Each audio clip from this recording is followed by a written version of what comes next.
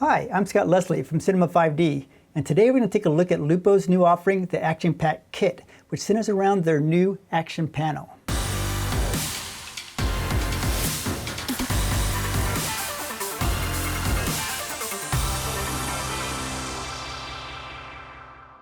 Now, many of you know that Lupo makes some of the brightest LED 1x1 and 1x2 panel lights on the market, as well as robust RGBWW panel lights.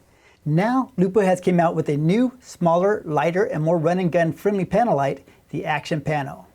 Lupo sent me their new Actionpack full color kit to review. This kit comes with their RGBWW Action Panel light. Now, they also offer a dual color version of this kit, and both the Actionpanel full color and the dual color lights can be bought separately. Let's talk about all the accessories before we do a deep dive into the light. So it comes with this very simple but effective diffusion. What's great is that it folds up so you can easily store it into the backpack. So you simply put it on with the two included screws, and if you see, it sits 3 3/4 inches away from the face of the light.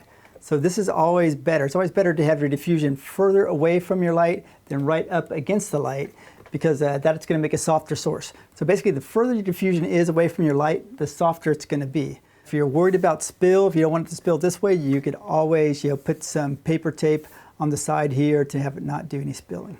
So the next accessory it has is the standard V-mount plate with the D-tap cable that you need.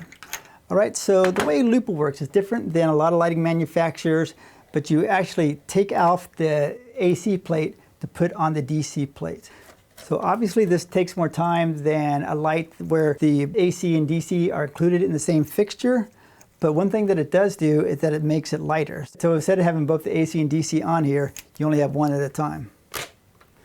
Okay? So it's nice how the battery fits below the light here, instead of on the back where it will take up more space. So this allows you to have a nice fan here and have all your dials. But I definitely like having dials. To me, dials are really simple just to dial in your color versus doing buttons. It's just faster.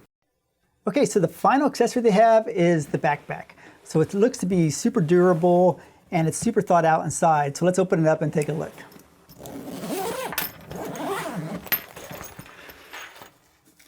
Okay, so your action panel sits in here and you have spaces for all your accessories. All right, so this guy just simply goes right in here. And then this guy seals it in. All right, so it has a nice fit in here. There's more room for other accessories right there. And on top, you can throw your battery, you can throw your AC power supply or your V-mount, depending on what you're using. Of course, you have room for other batteries or other accessories up here. So I like to throw the cables and the screws in the front here. So the diffusion folds up really simply. And you can shove it in this pocket right here.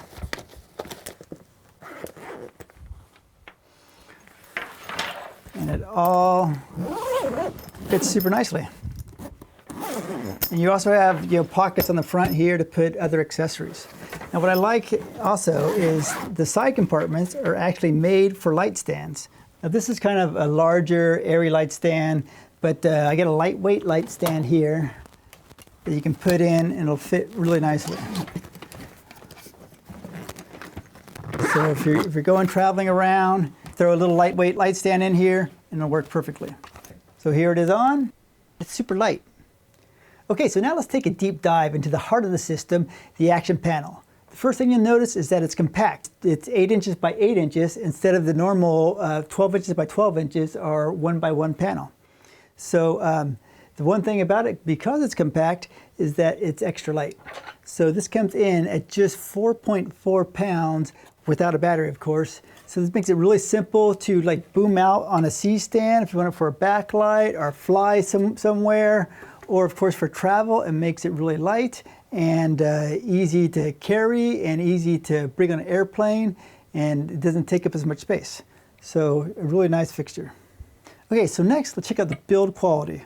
Now most of Lupo's units are made of this technopolymer shell. What this is it's kind of like a durable, hard plastic. But now I've got a story about this. Sometimes you might say, oh, it's plastic, that's scary. So on my last feature film shoot, My gaffer, during prep day, so before we shot anything, he accidentally dropped the larger 2x1 Lupo panel from the back of the truck onto the concrete. So this is like a 6-foot drop. But then we went and checked it out. There was not a single crack in the shell. And the only thing that happened is that the fan became unset. So we just had to push it back in and set the fan. And then it worked perfectly. And we used it for the rest of the film. So now after that, I really believe in the build quality of these lights. There's one thing I wanted to show you about this. The one thing I don't like about this light is, see how this cable, it pinches right up in here.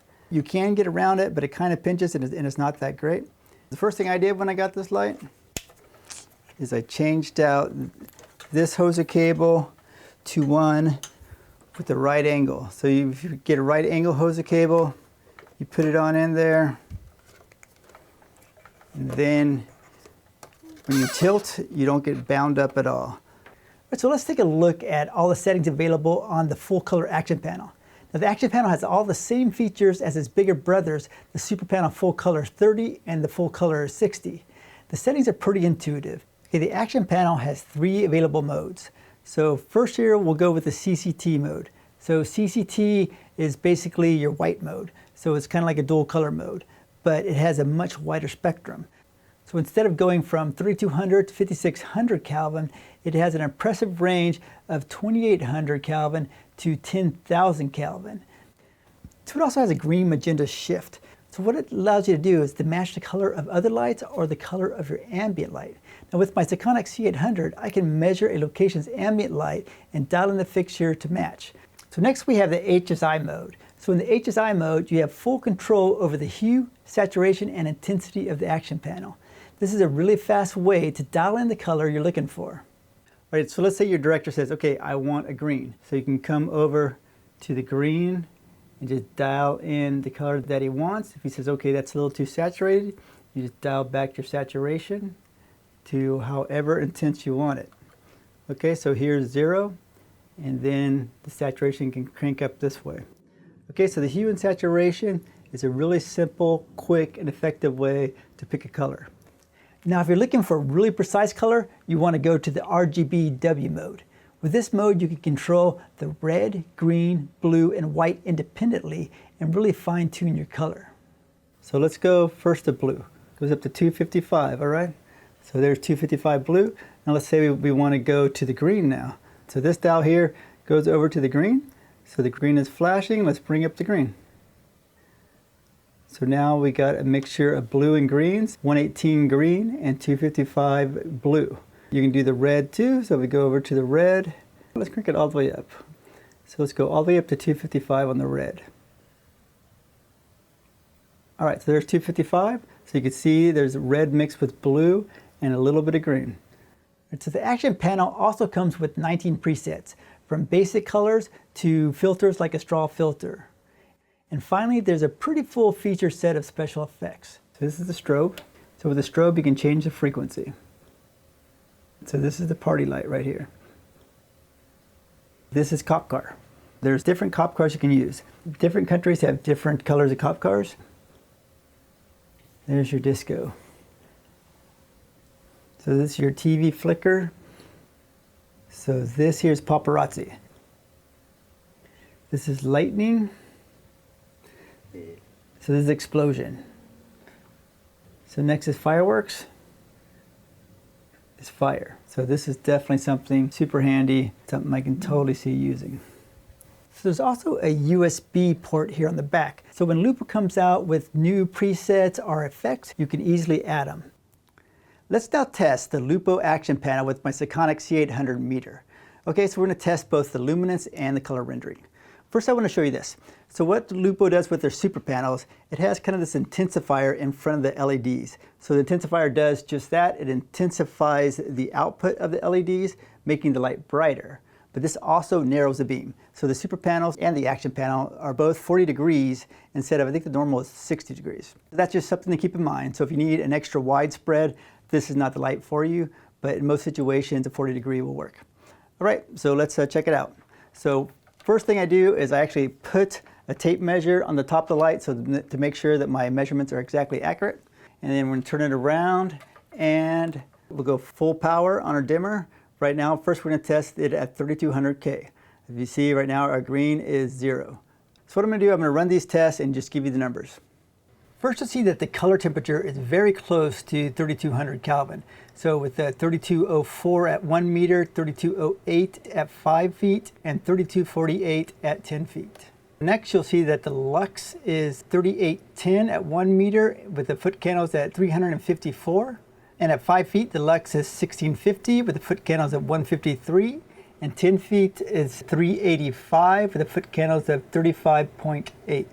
So for the size of the light, these are really decent numbers. All right, next is the color correction index. So you'll see there's a 0.2 magenta shift throughout. Now looking at the CRI, it's right around 93.3 or 0.4 or 0.5. So this is a decent number, but definitely not spectacular. And the TLCI holds at 94 throughout. Now looking at the spectrum graph, it is a nice smooth curve throughout. Okay, so now let's test it for 5600K. So let's dial this in at 5600. We are on the CCT mode, so now we're at 5600K, again at 0 green at 100% intensity. All right, let's check this out. Okay, at 5600K, our color temperature is reading on the higher side. So it should be 5600K, instead it's 6186K at 1 meter, 6146K at 5 feet, and 6084K at 10 feet. So this means at 5600 this light's a little bit on the blue side.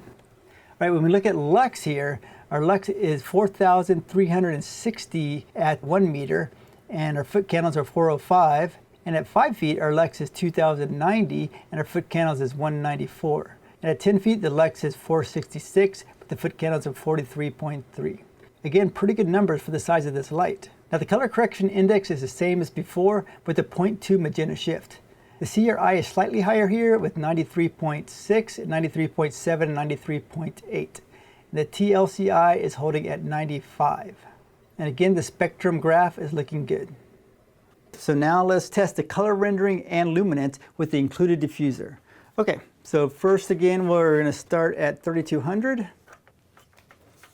And let's go all the way up. So we're again just going to do this one at 1 meter. All right, let's jump over to 5600K. Again at 1 meter. Okay, so now with the diffusion on at 5600K, the color temperature is reading 5867K. So this is actually better than it was without the diffusion on. Before it was 6186, so this is definitely better. And the lux has dropped down to 3470 as compared to 4360. So in foot candles, that's 323 compared to 405. Now there is a little more of a magenta shift with the diffuser on. So we're at 0.4 and 0.3 magenta shift, where before we were at 0.2. And the CRI drops a little bit, so now we're at 93.1 and 93.0. And the TLCI is 96 and 94. So it's interesting that the TLCI is a little higher with the diffusion on at 5600K, and at 3200K it stays at 94. So I was curious as to what the luminance change is once you go into color modes. So it's definitely going to drop. I'm curious as to how much, so let's take a look. So first we'll do red. We're doing these all at 1 meter. Let's try green now. Okay, blue. All right, let's take a look at these luminance numbers from the basic colors. So when we add the colors, our exposure definitely drops. At red, we are now at 150 lux. So that's way down from our original 4,360 lux. With blue, it's a little better at 625 lux. And at green, it's even better at 1,520 lux. So it seems red's going to give you the dimmest reading, where green is going to give you the hottest. So of course, the color temperature, color correction index, CRI, and TLCI are not applicable when you put on colors. All right, so in conclusion, the Actionpack kit with the Actionpanel is a solid little kit that would work great for run and gun B-roll or lifestyle shoots, or to augment a larger lighting setup. If you get the kit with 2 action panels, then it'll be perfect for small interviews where speed and portability are crucial.